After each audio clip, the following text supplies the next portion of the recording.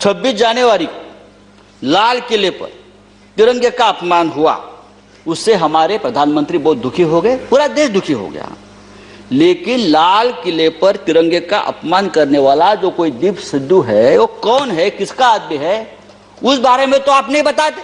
कल धर्मेंद्र प्रधान जी यहां बोल रहे थे और बार बार हमारी तरफ कटाक्ष करके हमें ये बोल रहे थे कि सच सुनो, सच सुनने से मोक्ष प्राप्त होता है। हम तो 6 साल से सच सुन रहे हैं और झूठ को भी सच मान रहे हैं। लेकिन आज जो चल रहा है हमारे देश में, जो माहौल है, मैं देखता हूं जो सच बोलता है, जो सच लिखता है, उसे गद्दार, देशद्रोही कह के पुकारा गया, बोल दिया जाता है। कल इस बारे में चर्चा हम लोगों ने की, दिग्विजय साहब ने बहुत उस बारे में कहा है। सर, जो सरकार से सवाल पूछेगा उस पर देशद्रोही का मुकदमा ठोक दिया जाता है। कितने नाम मैं आपको बता सकता हूं। हमारे सदन में संजय सिंह, जो हमारे सदस्य है संजय सिंह, उसके ऊपर देशद्रोह का मुकदमा है। राजदीप सरदेसाई, जाने माने पत्रकार, जिसको हमने सरकार ने पद्मश्री दिया है, पद्म पुरस्कार सम्मानित किया है, उसको हमने देशद्रोही बना दिया है।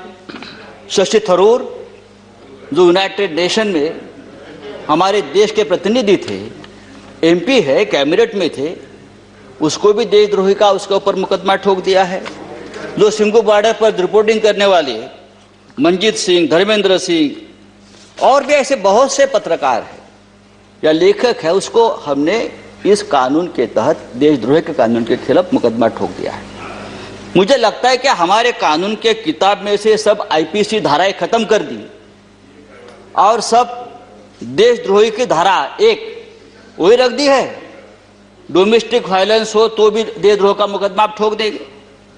पंतप्रधान मोदी हमारे लिए आदरणीय है, देश के प्रधानमंत्री जी का हम सम्मान करते रहेंगे। उन्हें प्रचंड बहुमत मिला है देश चलाने के लिए, हमें मानते हैं। लेकिन बहुमत जो होता है वो अहंकार से नहीं चलाया जाता, बहुमत बड़ा चंचल होता है। हमारे मराठी के एक संत है तुकाराम, संत तुकाराम, उसने कहा है, निंदकाचे घर असावे शेजारी। उसका मतलब है जो आपका निंदक है, जो आपके ऊपर क्रिटिसाइज करता है, आपको आईना दिखाता है, वो आपके आसपास रहना चाहिए, उसका घर आपके बगल में रहे। लेकिन आज ऐसा है कि जो निंदा करे, जो टीका करे, आप उसको बदनाम कर देते हो। जैसे किसान आंदोलन, जिस तरह से इस किसान आंदोलन को भी बदनाम करने की कोशिश या साजिश चल रही है, मुझे लगता है देश के प्रतिष्ठा के लिए ठीक नहीं है, किसानों के लिए ठीक नहीं है, हम सब के लिए ठीक नहीं है। 26 जनवरी को लाल किले पर तिरंगे का अपमान हुआ, उससे हमारे प्रधानमंत्री बहुत दुखी हो गए, पूरा देश दुखी हो गया। लेकिन लाल किले पर तिरंगे का अपमान करने वाला जो कोई दीप सिद्धू है, वो कौन है, किसका आदमी है, उस बारे में तो आप नहीं बताते। वो किसका आदमी है, उसको किसने ताकत दी है, ये सिद्धू अब तक पकड़ा नहीं गया। लेकिन 200 से ज्यादा किसान इस प्रकरण में तिहाड़ जेल में बंद है और उनके ऊपर देशद्रोह का मुकदमा चल रहा है। 100 से ज्यादा आंदोलक जो युवा है वो लापता है, वो कहां है, पुलिस ने उसका क्या किया, उसका एनकाउंटर किया है, क्या क्या मार दिया, वो पता नहीं है। तो ये जो है ये देशद्रोही है, अपने हक के लिए लड़ते हैं। लेकिन देश प्रेमी कौन है हमारे देश में? अर्नब गोस्वामी, जिसके वजह से एक निरपराध व्यक्ति महाराष्ट्र में जिसने आत्महत्या की, कंगना रनावत, ये देश प्रेमी है। राष्ट्रीय नेशनल सिक्योरिटी ऑफिशियल सीक्रेट संदर्भात, उस संदर्भ में उसने जो सामने लाया है, पूरा ऑफिशियल सीक्रेट तोड़ दिया हमारा। बालकोट स्ट्राइक के बारे में पहले से जानकारी सबको बता दी। हाँ, वो आपके शरण में है, उसको आपका प्रोटेक्शन है, ये राष्ट्रीय सुरक्षा का मामला है, आप उसके ऊपर बात नहीं करते। और यही आदमी, यह अर्नब गोस्वामी, जो हमारे मंत्री बैठे हैं वहां, प्रकाश जावड़ेकर जी, हम उसका आदर करते हैं, हमारे महाराष्ट्र से, क्या लिखा उसके बारे में? प्रकाश जी के बारे में जो उसने पूरा जो आप संभाषण जो डायलॉग आया है ना, तो एक कैबिनेट को भी ये ठीक नहीं है, हमारे सरकार को ठीक नहीं। एक मंत्री के बारे में एक टीवी एंकर जिस भाषा का इस्तेमाल करते, अरे हम छोड़ा, हम राजनीति में, हमारे बारे में आप कुछ भी बोलो हम सहन लेंगे। लेकिन एक कैबिनेट में एक हमारे मंत्री है, उस बारे में जो बात करती है, और आपको शर्म आनी चाहिए सबको, आप उसको शरण दे रखिए। तो ये जो चल रहा है ये नहीं चलेगा सर। राष्ट्रपति जी ने अपने संबोधन में कहा है, भारत जब जब एकजुट हुआ है तब तब उसने असंभव से लगने वाले लक्ष्यों को प्राप्त किया है, एकजुटता की बात की है। अगर ये बात सच है तो गत 3 महीनों से दिल्ली के सीमा पर किसान आंदोलन की एकजुटता तोड़ने में सरकार क्यों लगी है? संजय जी, हजारों किसान आपका 6 मिनट गाजीपुर सिंगू बॉर्डर पर अपने हक के लिए लड़ रहे हैं, और आप इस एकजुटता में आपको देशद्रोह दिखता है।